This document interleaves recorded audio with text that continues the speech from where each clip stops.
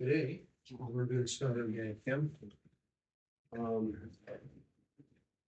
Friday, I may give you a couple of handouts. One of them is information, but it's also a worksheet. I haven't decided yet if I'm going to formally assign it or not, but we will spend time going through it regardless. And the other one is kind of a pseudo poster, if you will, called Families of Organic Compounds.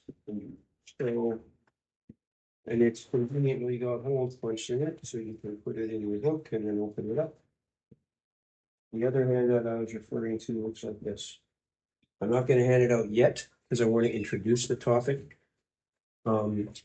We have shortened blocks both today and Friday, probably more so Friday. I want to spend whatever time I have today just introducing the topic. So Meg wrote chapter 8. We have updated it a little bit over the past year because IUPAC, the sort of UN of chemistry, periodically modifies some of their rules and protocols. And one of them that was most recently applied had to do with how you name a class of hydrocarbons called alkenes. But we're going to get there. Ideally, I would like at the end of section 8.1, which is all about hydrocarbons, to then do the lab that I've been referring to. That is still contingent upon timing, but I'm going to do my best. There is a memory component to organic chem, probably more so than in virtually every other branch of chemistry. And it's an intuitive memory component, but it still takes time. And the component that I'm speaking about primarily is involved in if you're given a diagram of a molecule, name it systematically. If you're given the name of a molecule, draw it. And that's what the lab really is all about. But if you look at the exam outline, you'll notice that the last two questions on the written response are exactly naming diagrams and diagramming names. And a good part of our discussion will be that because it's like learning a new language. And until we can speak the language, we can't communicate. There are more organic compounds than every word in every language ever written added together. So deciding on a naming protocol is a tall order because you have to invent a new language. And that's part of the challenge of introducing organic chemistry is you have to learn the names of things and how to use them in the appropriate circumstances. Some of the stuff that Meg's put on here, I actually disagree with. I've taken a lot of organic chem, and some of the diagrams she puts in there and her names, not many of them, but some of them are incorrect. And I'll explain why they're incorrect, and I will correct them. And obviously what I indicate as being correct or incorrect is something that you're going to have to incorporate into the questions I ask you. They're not major issues, but they are issued. If you look at the introductory page to chapter 8, and it's probably better in color, you see what looks like a bunch of little tunnels.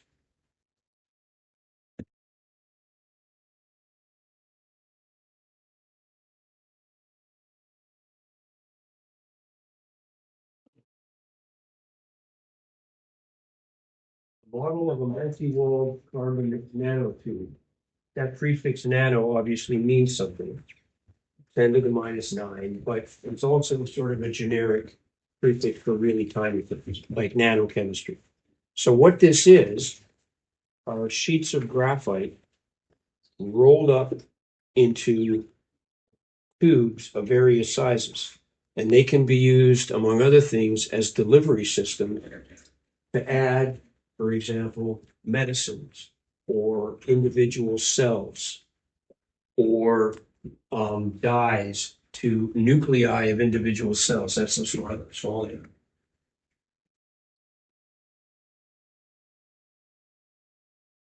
And when you write with a pencil, a lot of people think, well, that's lead. It's not lead, it's carbon. So every time you write with a pencil, you are writing, basically shaving off sheets of graphite, which is pure carbon. And you can kind of see these six-membered rings here. That's what graphite is, all right? If you look at, by the end of this chapter, you should be able to do describe characteristic features and common application of organic chemistry. That's the tough one. Organic chemistry is by far the most impactful branch of chemistry. And the number of carbon compounds, organic chemistry is often called carbon chemistry. Carbon chemistry is more correct than organic chemistry. And I'll explain why. Every year, there is more than 300,000 new compounds, organic compounds, synthesized than there were last year. Tomorrow, there'll probably be 800 more organic compounds existing than exist today. Organic chemistry is to an organic chemist like a blank palette onto which organic chemists can paint anything they want. You ask an organic chemist to design a molecule, a structure that can do something, and they'll probably find a way to do it. Okay? And it's not what? Does organic mean it has to look like nature? Does it mean what? Does organic mean the compound has to look like nature? That's not the original meaning for it, no, but it's actually the correct name. It's just something that's carried over since nearly, 200 years, but I'll explain it.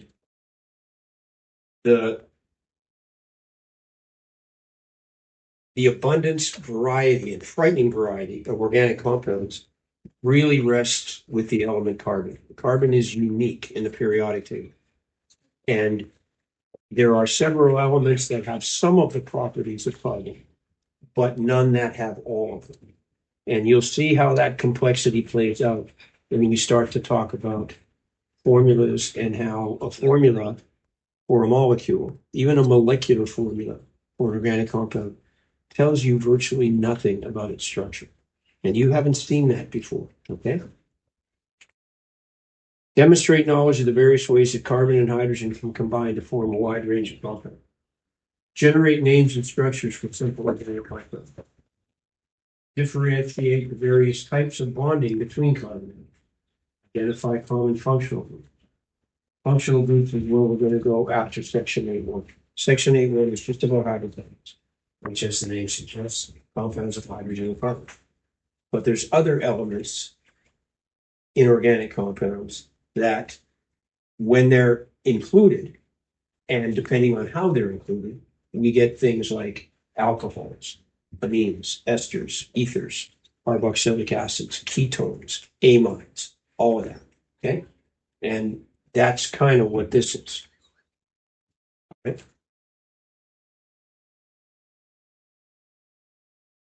perform a simple organic preparation.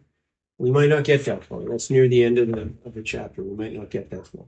By the end of the chapter, you should know the meaning of these key terms: alcohol, aldehyde, alkane, alkene, alkyne, amide, amine, aromatic, benzene ring, bromo, chloro, cyclic ester, ether, ethyl, fluoro, hydrocarbon, ketone, methyl, organic acid, organic chemistry, substituent.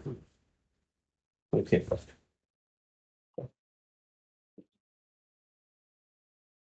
Draw the Lewis structure for carbon.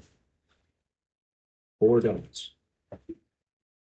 Carbon usually uses all of its valence electrons, usually, to complete its octet.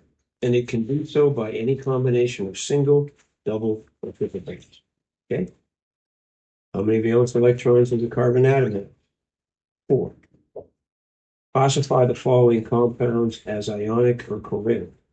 Now you might think, why is she going back to grade 9 and 10? Well, there's a reason for it. Obviously, that's ionic. That's covalent. That's covalent. That's actually ionic. That's covalent. Now notice that this one and this one and this one and this one and this one all have carbonate, but they are not all considered organic compounds. Carbonates are not considered organic. Carbides are not considered organic. Oxides are not considered organic. So calcium carbide, sodium carbonate, carbon dioxide, they all contain carbonate, but they're not considered organic compounds. B, as you're going to see, is called ethane. It is. E is ethanol or ethyl alcohol. Those are organic. Chemical compounds can be classified in many ways. A number of criteria we can use to classify. One way, not the only way, but one way is organic or inorganic. Organic compounds contain carbon, usually bonded to other carbons and hydrogen atoms. Not always, but usually. They may also contain other elements such as halogens, nitrogen, oxygen, phosphorus, and sulfur. Note that some compounds, such as carbonates, carbides, and oxides, have carbon in them, as in the warm-up, but are not classified as organic compounds. Chemists have been distinguishing organic and inorganic compounds for hundreds of years. The term organic in this branch of chemistry originated from what scientists believe it was a superstition. Hundreds of years ago, there was a theory called vitalism, which, to the uneducated, most of the people back there were, if you saw a salamander crawling over a rock, clearly there's something different about the salamander as opposed to the rock.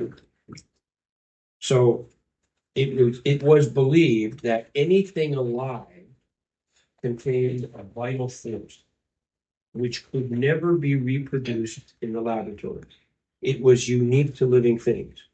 And what that meant was that no compounds inside a living thing could ever be synthesized in a laboratory because you could not generate a vital force with material in a laboratory. You couldn't get any compound in a living thing from any inanimate matter. So, for example, rocks, things you dug out of the ground, mineral sources could never contain a vital force because they were never alive. That's where the word organic came from. Okay, it's incorrect, but that's what scientists used to believe. Scientists thought that organic compounds contained a vital. The correct term is vital force because the theory was vitalism. Friedrich Voller proved that this belief was incorrect, with inaccurate in 1828. I wouldn't say inaccurate, I'd say incorrect. when he heated an inorganic salt, ammonium cyanide. Now, where do you get that? You dig it out of the ground. It's a mineral. It was never relied. And what he did upon heating that was produced urea. Now, there wasn't like a big market for the waste product of protein metabolism, but urea was only known to exist in living things. Yet he synthesized it from a mineral. Urea is a waste product of protein metabolism, and up to that time, was thought to be produced only from living things, and could only be produced by living things because living things had a vital force. Rocks didn't. All right? Wohler is often called the father of organic chemistry. And I'm going to read you something that Wohler wrote in his journal.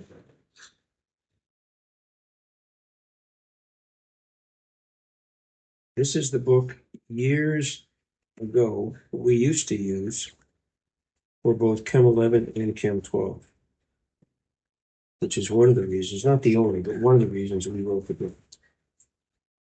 So this is what Wohler wrote in his journal in 1835.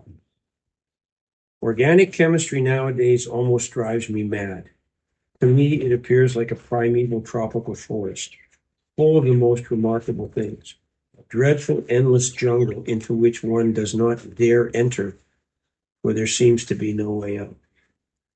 That was 1835. That was almost 200 years ago. And at the dawn of organic chemistry, he synthesized urea in 1828. So let's assume that organic chemistry per se began in 1828. 7 years later, this guy was already overwhelmed with the variety and complexity of the compounds he was seeing. Okay? If it was true 200 years ago, it's much more true now. And if you take chemistry beyond second year, the majority of courses you're likely to be able to choose from are going to be organic related. The book you're reading is organic chemistry. The clothes you're wearing, the chair you're sitting on, the pencil or pen you're writing with, the water bottle you have, all of that is organic chemistry. And it's not an exaggeration to say organic chemistry, more than any other branch of science, has changed the world. In many ways for the good, but in many ways not so good. Okay? Once scientists learned that organic compounds could be made in the lab, a whole new branch of chemistry was born. Even though we now know that not all organic compounds come from living organisms. And we can make pretty much any organic compound, not all of them, but any organic compound we want or need for a particular task. I mean, we can't make everything. We can't construct, for example, hemoglobin. We can't construct muscle fibers. There are things we can't do. But if we know the structure of something and we know the atoms that are in it, there's a lot of things organic chemists can do. Recall that a carbon atom has 4 valence electrons. You know that. Because of this, carbon can share electrons with other atoms to complete its outermost electron shell, as any non-metal can. Each carbon atom can form 4 covalent bonds, so those are single bonds. It can also form 2 double bonds. It can form a double and 2 single. It can form a triple. So any combination of bonds allowing carbon to complete its octet is quite common. That's not overly unique. But the thing that singles carbon out from the other elements is its ability to stick to itself in chains indefinitely. Carbon, if we want it to, will form chains of any length, any length. And that's where plastic comes from. No other atom does that. Some other atoms show limited ability to stick to themselves, but not form the chains that carbon does. Carbon will also happily form rings of any size. Now, we see a little bit of that. For example, elemental sulfur is a ring, S8. P4 has 4 phosphorus. It's kind of in a sort of a tetrahedral arrangement. But nothing else forms rings of any size or chains of any length like carbon. And those things taken together, chains, rings, variety of bonding protocol, blend together, result in another reason why there are so many organic compounds. And that's the phenomenon. Meg doesn't mention it here, but that's the phenomenon of isomerism, which is the existence of isomers. Isomers are different compounds with the same chemical formula. Different chemical behavior, different physical properties, but they have the same formula. You haven't seen that before. Okay? And on a simple level,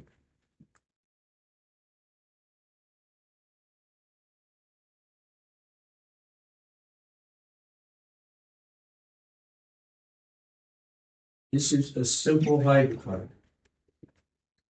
And if 4 carbons form a chain, and they're all connected with single bonds, we call that butane. And we'll learn about why we call it that. That formula is C4H10. Notice CnH2n plus 2. All CnH2n plus 2 means is no multiple bonds, no rings. But it doesn't necessarily mean particular chain. The exact same formula exists for this compound.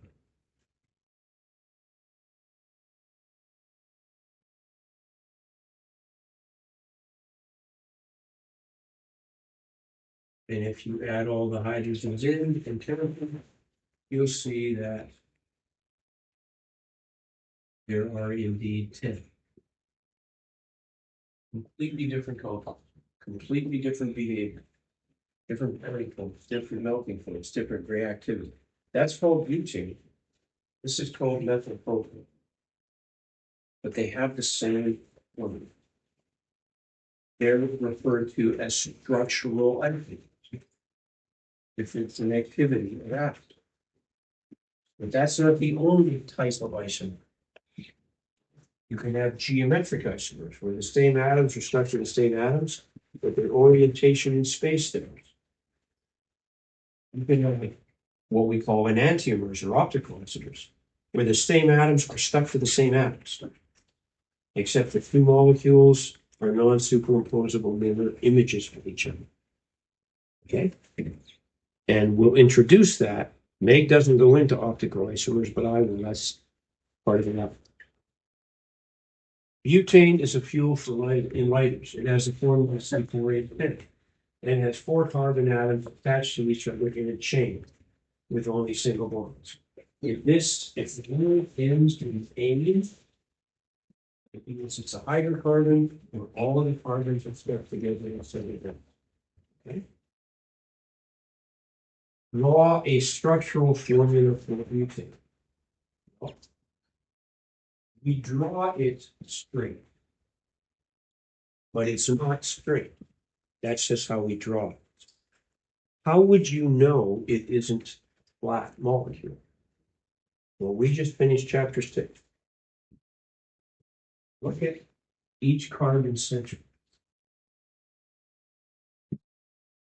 If each of those carbons is the A in an AXMEN notation, what's the orientation around each carbon?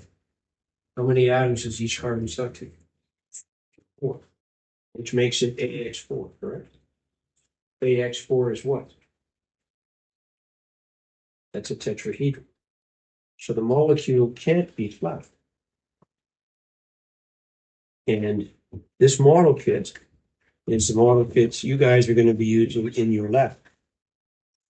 So if you stuck, and all the carbons, which are the black ones that have 4 holes, those holes are exactly 109.5 degrees away from each other. And you're going to learn how to operate these things. These thin, bendy sticks are for multiple bonds. The fat ones are for single bonds, and they're meant not to bend. But you can't connect 2 carbons in a straight line, because a tetrahedron does not have any 180-degree bond angles.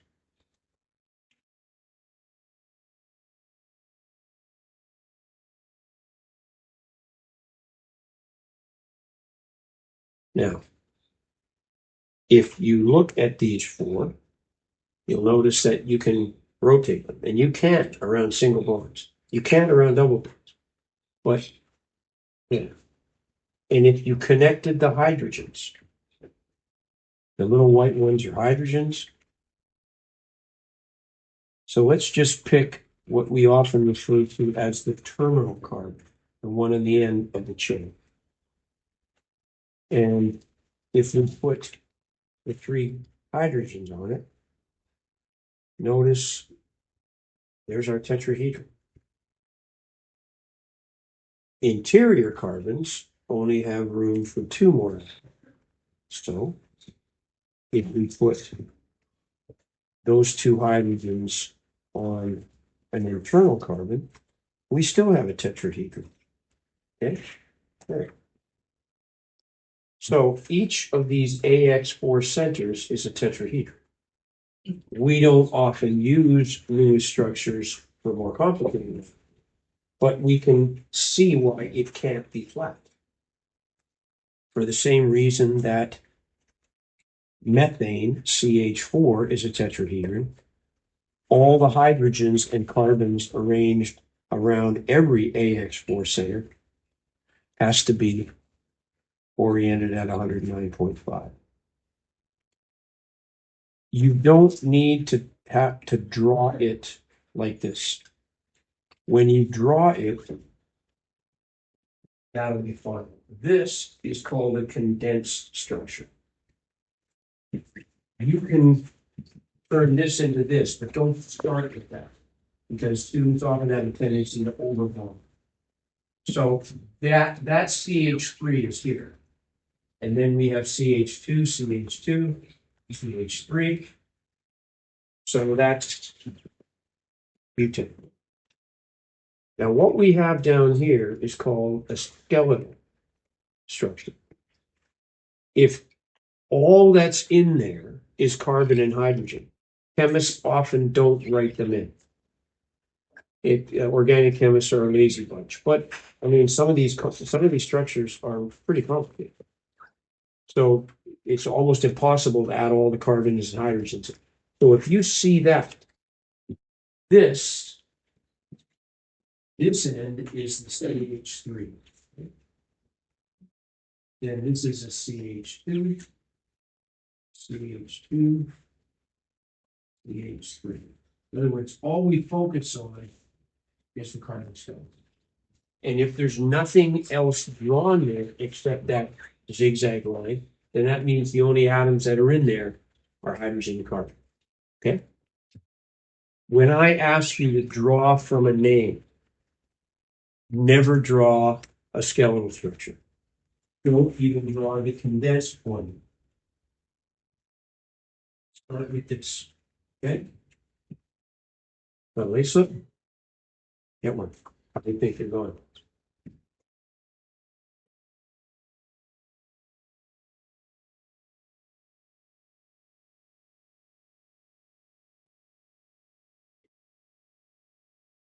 octane, a constituent of gasoline. Now, OCP is a prefix for 8.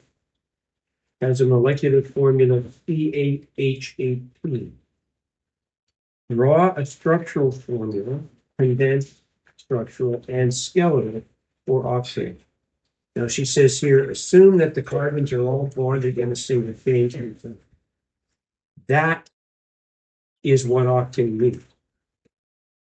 Now, is there other ways to put 8 carbons and 18 hydrogens together? Lots of ways. Lots of ways. But if they're all in a continuous chain, then it's octane.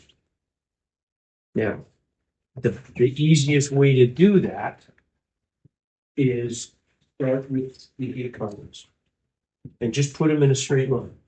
Okay? And as we're going to see, notice that the word ends in ane, which means all of the carbons are stuck together with single bonds. There's no rings and there's no multiple bonds. Okay? So 1, 2, 3, 4, 5, 6, 7, 8. And every carbon has to have 4 bonds because there's no multiple bonds. And put the hydrogens in. And if you do 8 in a row with 2 lines, it has to be CnH2n plus 2. There's the CnH2n plus 2. Now, is octane a nice straight molecule? No. It's twisted and it's folded because around single bonds, you can get free rotation. And the real structure doesn't have these, these sticks between the carbons. There's something called a space filling model there, which is a little more accurate, where the carbons would be connected like that, okay? Rather than the stick. Usually we use the big gray sticks. Yeah, put on my desk and have a seat. We use the big gray sticks just to sort of emphasize the carbon skeleton, because that's the thing that matters most, okay? Now, if I wanted to turn that into a condensed structure, put all the hydrogen in there, and just take each carbon one at a time and write the number of hydrogens next to it right after each place. So there's the complete structure formula. That CH3 would be written like this. CH2, CH2, and so on. So 1, 2, 3, 4, 5, 7.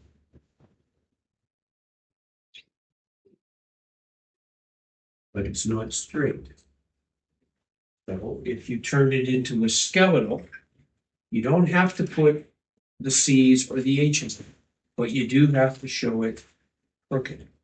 So 1, 2, 3, 4, 5, 6, 7, 8.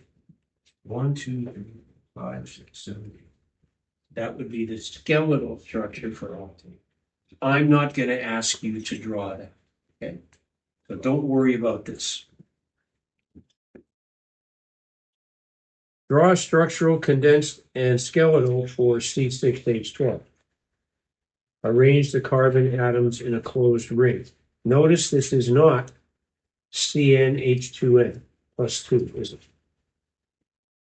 What's the formula? If 6 is N, how many hydrogens are there? CnH what? You guys are going to struggle with this, I see. Isn't that CnH2n?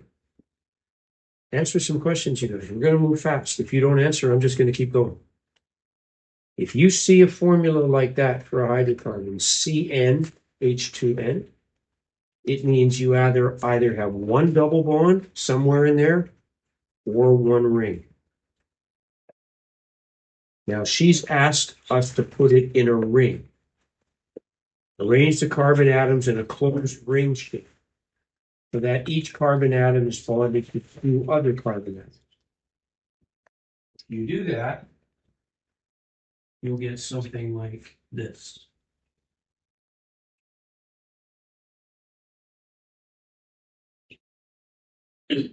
Every carbon is stuck to two other atoms.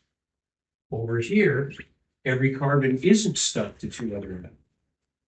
Only interior carbons, two other carbons. The end carbons are only stuck to one carbon. How would you make that a ring? Well, what if we bent it into a ring and connected this carbon to that carbon? The only way to do that would be to take two hydrogens away, right? If I'm going to connect this carbon to that carbon can't have any more than 4 bonds, then I'm removing two hydrogens. So C6H14 would be a chain, but C6H12 has to be either a ring or a double bond, because to form a ring or form a double bond, you got to take away two hydrogens. Now, every carbon is, because the word ends in name, has to have 4 bonds. All the carbons are connected with a single bond. But every carbon already has 2. They can only have 2 more. So each of these carbons, 2 places for the hydrogen. And when you put all the hydrogens in, you have C6H12. That particular formula, C6H12, as far as I know, there are 37 other ways to put 6 carbons and 12 hydrogens together. And the lab that you guys are going to do, that one will take you and your partner the most time. The idea is to draw, build, and name as many possible ways that C6H12 can be connected together. And every group,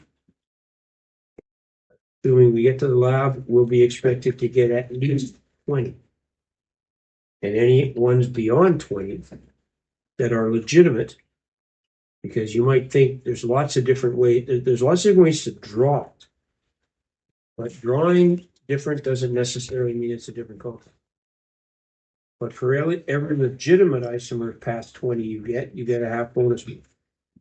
And to my knowledge, there are 38 isomers of C6H12, which means a potential 9 bonus moves. But the qualifier is this. If you put a structure in there that you think is different than something you've already done, but it isn't, then that means you and your partner didn't build it. That's why you have a partner. Because what you have to do in this lab is ask yourself, okay, is this really different than this? There's enough atoms in each kit to build both. And we'll talk about how you decide if it's the same or different. But there's lots of ways you can draw stuff that they look different. But when you build them, you'll see they're the same. For every one you tell me that's different and isn't, it's something you already have, then you lose that. Which is why you and your partner have to be in agreement. Okay? And I'll talk about the lab if we get closer to it. Now, I'm not going to ask you something like number 3. The carbon skeletal formula for an organic compound is shown below. Draw the structural and condensed. I'll put all the symbols in. It's just that I won't ask you to do it. Okay? So there's no element symbols there, which means it's just carbon and hydrogen. So there has to be a carbon here, and here, and here, there. Okay. Every carbon has to have 4 bonds. This one only has 1. So there must be 3 hydrogens there. This one already has 3. 1, 3, 3. So there's only room for one hydrogen there. This only has one. So there has to be 3 hydrogens there. This also has 3. 1, 2, 3. So with the hydrogen return, the hydrogen there. This carbon has 2. 1, 2. So let's put bases there for hydrogen. This has 2. Needs 2 more. That has 2. Needs 2 more. This is the terminal carbon. So we need 3 more, and it is that. Now, if you add all the hydrogens, then you can get the correct chemical formula.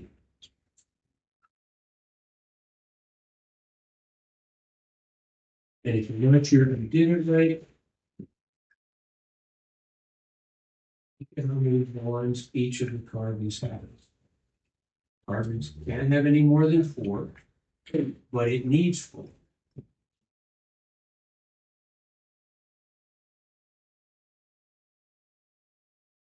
Now, your book obviously isn't in color, but that red chain there is meant to be the longest continuous chain.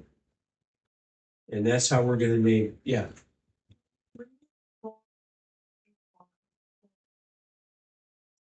Is there a reason on the same side? No, it doesn't matter. You can freely rotate around single bonds. Okay. And obviously this isn't flat, right? So let's count the carbon. 1, 2, 3, 4, 5, 6, 7, 8, 9. Does everybody agree with that? 2, 3, 4, 5, 6, 7, 8, 9. You see only double bonds in there. Any rings, which means the formula has to be CnH2n plus 2. So if there's 9 carbons, there has to be 20. Okay. 1, 2, 3, 4, 6, 7, 8, 9, 10, 11, 12, 13, 14, 15, 16, 17, 18.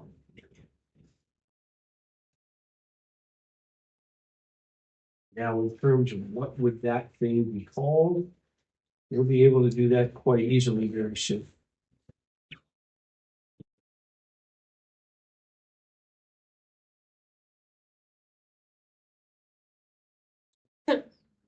Find the longest chain.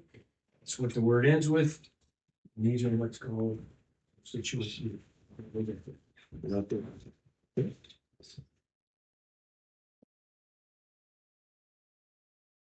So now we're starting from the beginning. The simplest organic compounds are these hydrocarbons.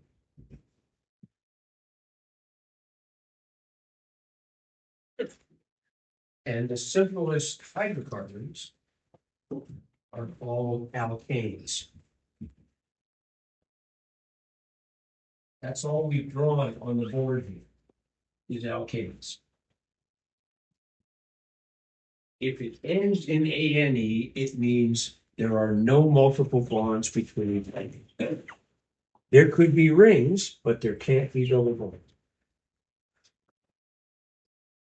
Hydrocarbons are the simplest type of organic compounds. Hydrocarbons, as the name suggests, have only hydrogen and carbon. We will examine 5 types of hydrocarbons. Alkanes, cycloalkanes. Notice that alkanes and cycloalkanes end in ane. And that tells you there's no multiple bonds in use. But notice alkenes, they don't end in ane, they end in ene. That means at least one double bond. If it ends in yne, that means a triple bond. And if it's aromatic, that means there's a benzene ring. Okay? And the handout that I've been referring to, that is not really going to be a worksheet, but there's hydrocarbons on the 5th page. Okay. Alkanes are hydrocarbons containing only single bonds. They are saturated, meaning that there is no room for other atoms to bond to the carbon skeleton. Another way of saying that is a saturated hydrocarbon has 4 bonds around every carbon.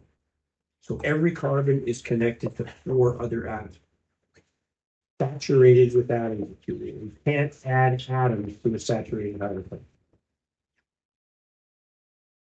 They have the general formula CnH2n plus 2.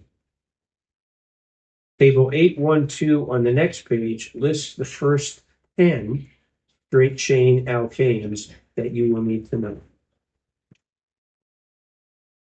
Yeah.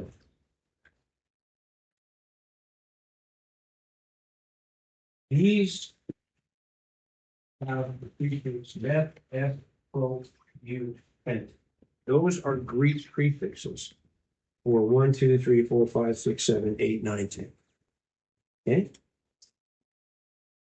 But if it's in a name like butane, BUT is 4. But if it's butane, it means those 4 carbons have to be in a continuous chain. The chain isn't flat like that. That's how we draw it. There's the ball and stick model. There's the space filling model. Okay?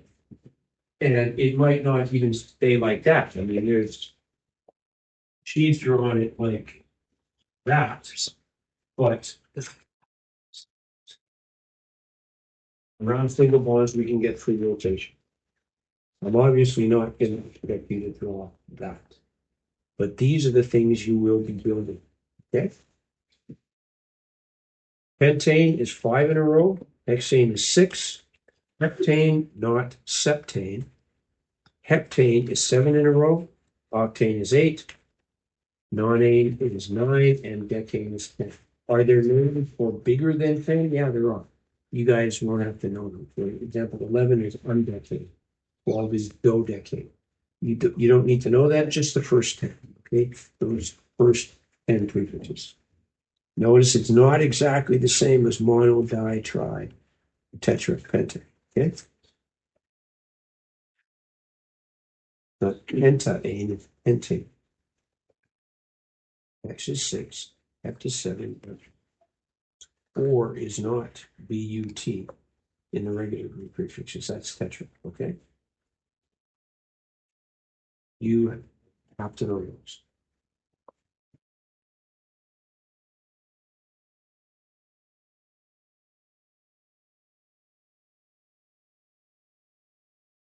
Now, if you have nothing but a straight chain, let's say you got, and it doesn't have to be drawn straight, it just has to be continuous.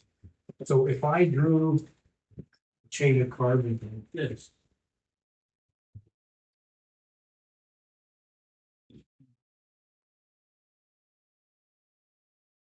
that's a continuous chain, right? 1, 2, 3, 4, 5, 6, 7, 8. If all of those things are connected with single bonds and there's hydrogens in each carbon, that's octane. I wouldn't suggest you draw it like that unless you have a death wish. But if you see that, that is as much octane as them drawn in a straight line. Why am I mentioning that? Because when we name hydrocarbons, we always look for the longest continuous chain first. We call that the parent chain. And that tells us what the name ends with. The name of branched alkane. Now, a branched alkane is what? Well, if these are all hydrogens, there's no branches. Well, let's say I have that. 1, 2, 3, 4, 5, 6. That's not the longest chain. 1, 2, 3, 4, 5. That's not the longest chain. The longest chain is still 8. But this chain is a branch.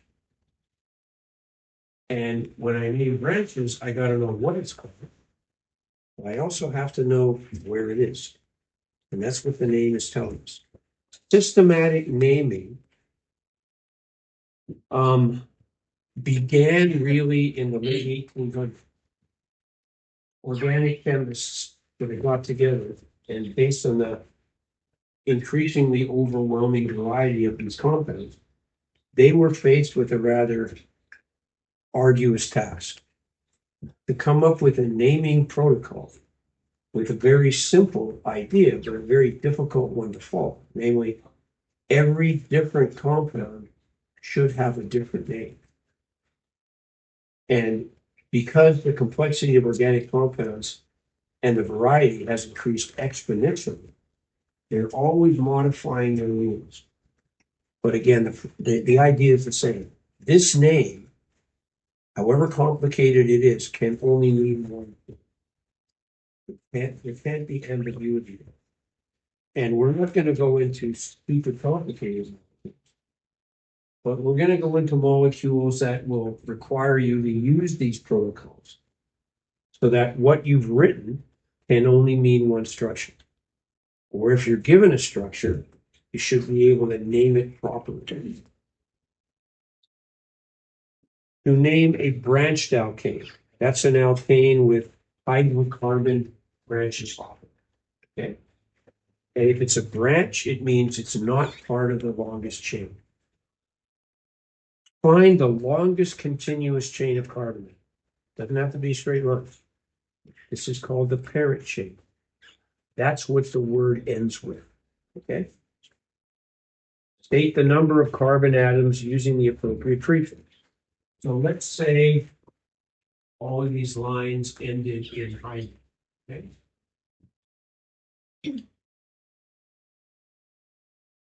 Now that looks kind of complicated, but it's the same molecule as if I did it this way.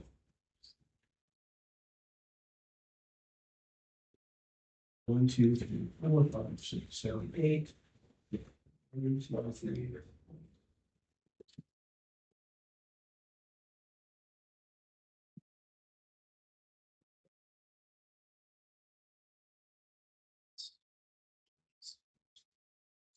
All I'm doing is putting all the lines in that will be joined. Okay. So let's say that's what you want. You wanted to name your structure. And let's put all the hydrogens in.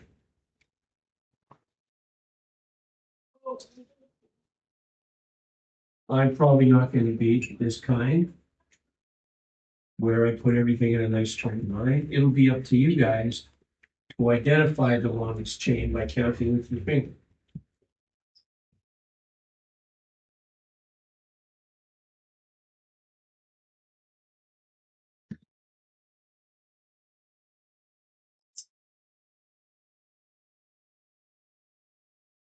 So here's the longest chain.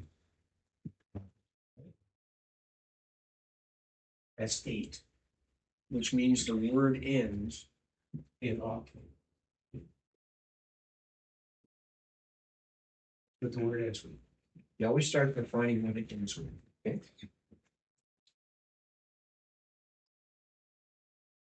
Number the carbon atoms in the parent chain. That's what that is.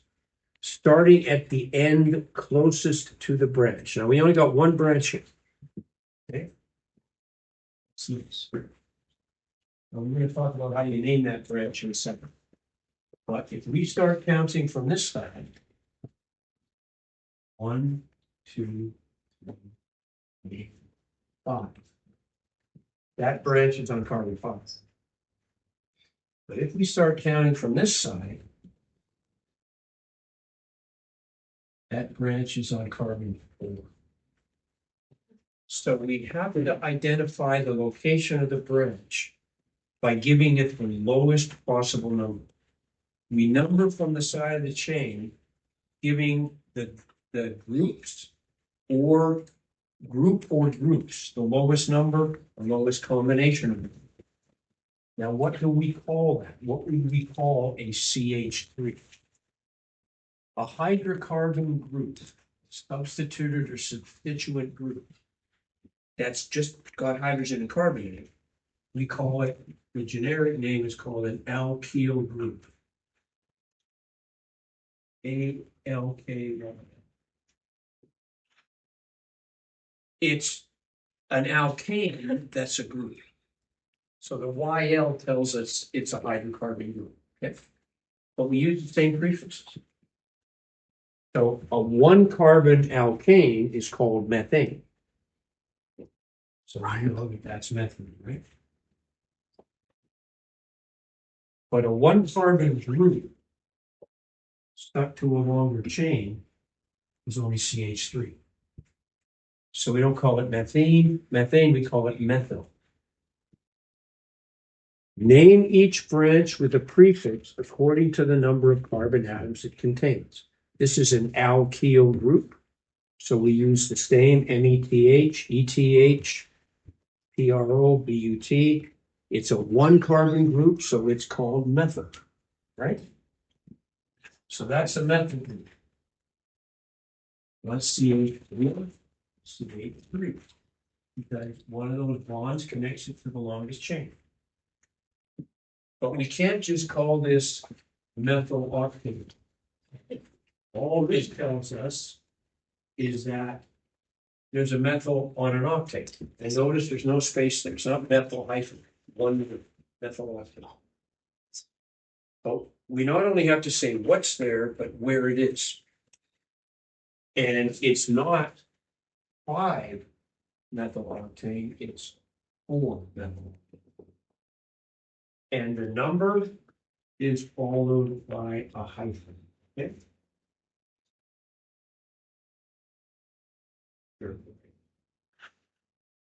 So hyphens always connect numbers to letters. Usually there are no spaces between the letters.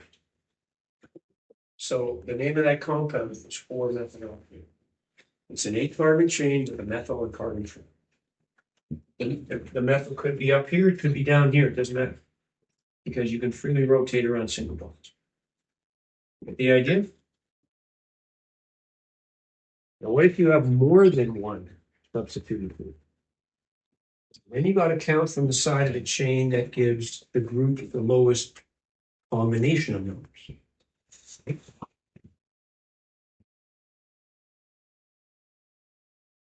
Name each branch with a prefix according to the number of carbon atoms it contains. Branch names end in YL. That's why we call them alkyl. For example, a branch containing 1 carbon atom is called a methyl branch. I call it a methyl.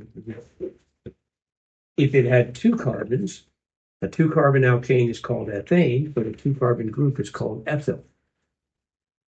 And if it's a group, it's not part of the longest chain. Okay? And that's why I would suggest sort of identifying the longest chain like that. And that clearly isn't part of it. All right?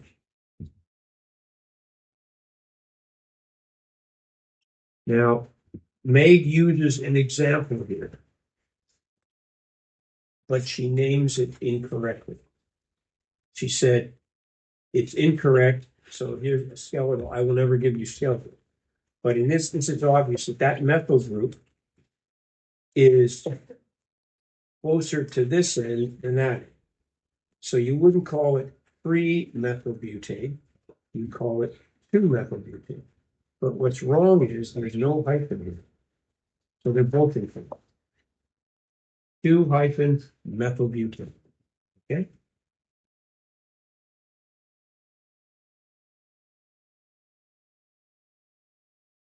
And not to get too specific here, but I wish you wouldn't, and I say this every year, I wish you wouldn't have used that as an example. This is why.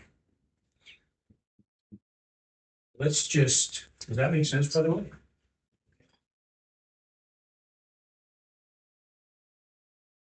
The only time you need a number is if you have a choice. There is no choice here. So they're both wrong, not just because of the hyphen, but because you don't need the 2. Now, what do I mean by that? Now, I'm so glad you asked.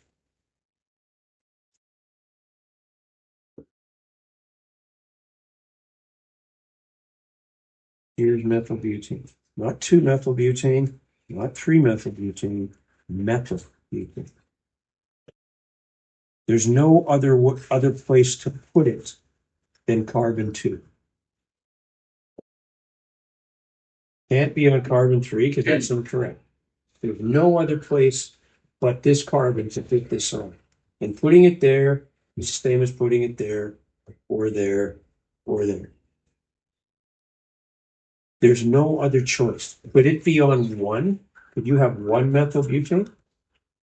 Could you have that?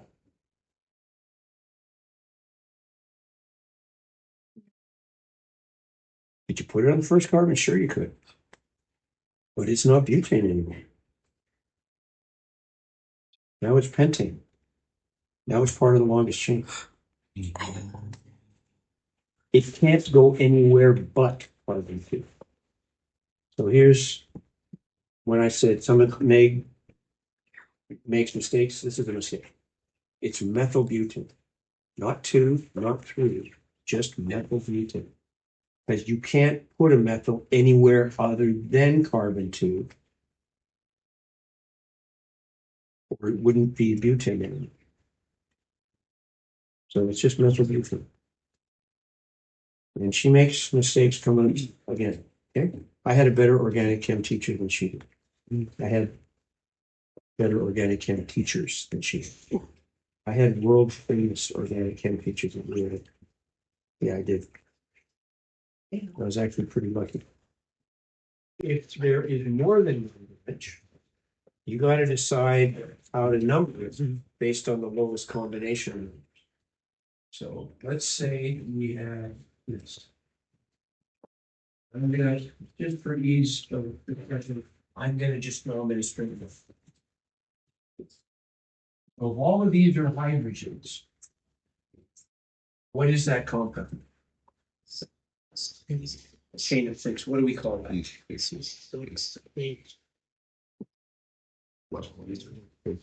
Anybody? Hexane, correct. Now, are they straight? No, they're not going to be straight, but I'm just drawing it that way for ease. Now, all those are hydrogen. Hexane. Rather than drawing CHHH, I'm just going to draw the methyl groups like that, right? So they're obviously methyls. Right? Now, if I start numbering from this side, 1, 2, 3, I've got a methyl on carbon 4 and 5, right? 4 and 5 adds to 9. But if I start numbering from this side, I got a methyl on carbon 2 and 3. So that's the way I number it. So what would this be called? 2, 3. That's where they are. How many of them are there? There's 2. So 2 hyphen 2 comma hyphen 2 comma 3 hyphen dimethyl.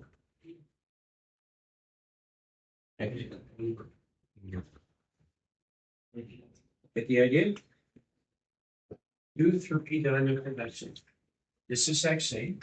That's what the unit ends with. There's a methyl on carbon 2 and 3. And interestingly, you say, okay, well, what if I make the longest chain that? It's still 2, 3 dimethyl. That's carbon 1. This is carbon 2. It's still 2, 3 dimethyl. Yeah. What if you die? Because there's 2 of them. There's 2 methyls. 2, 3 dimethyl. Right. Now we haven't talked about other alkanes. We can talk about that. In something Meg doesn't do, we'll talk about N-propyl and isopropyl. That's coming up on top. And I hesitate if you do too many assignments out of the book, only because in some cases they're incorrect, but try to practice problems on the top of page 405. And wherever Meg kind of misses it, I'll Like the first